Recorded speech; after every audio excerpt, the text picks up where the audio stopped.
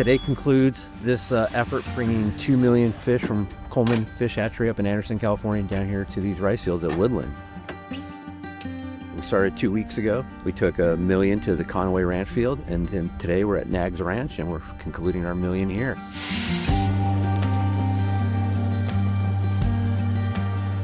What we're doing here today is trying to scale up or replace what we've taken away with the flood control system. We're essentially putting the fish back on the floodplain so that they can have that experience as part of their life cycle.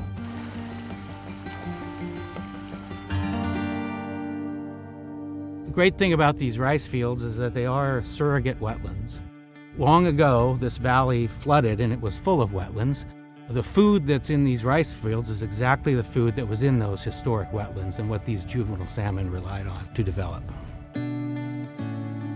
When we built the flood control system to protect places like Sacramento or some of our farming areas, we separated this part of the life cycle away from the fish or greatly reduced it.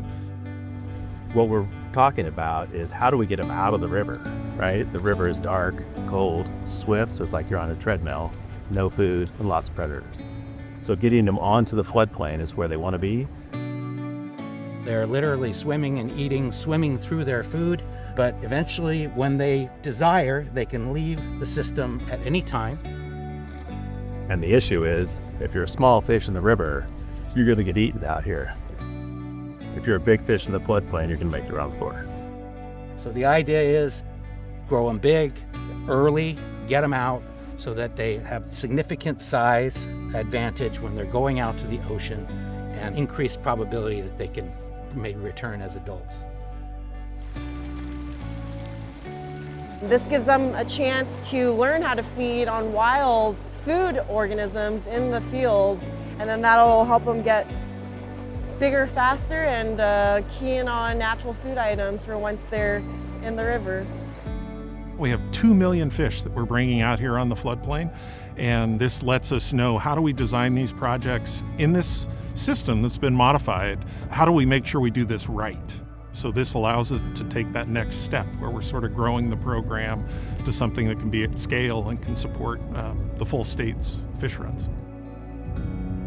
We're trying to diversify our release strategies, and so by bringing these salmon down 100 miles, they're going to be into this rich nutrient environment, hopefully put on some growth.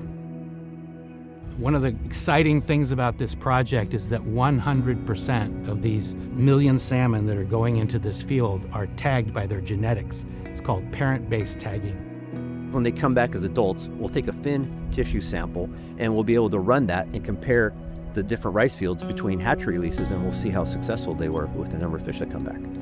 It'll let us know just how important it is and if it's a critical investment for the state in restoring salmon populations. I think it opens up our opportunities. You know, we can start looking at other fields along the Sacramento River for new places to raise salmon temporarily. I think there's a lot of excitement around this idea of reconciliation ecology, and it's attracted really everybody that's very active. This particular project is being driven by what we call the Bridge Group. The Bridge Group was created years ago by the farmers and the water districts and the fishermen realizing that they really had a lot in common. I couldn't be more excited right now about the cooperation we have and the folks that are working together.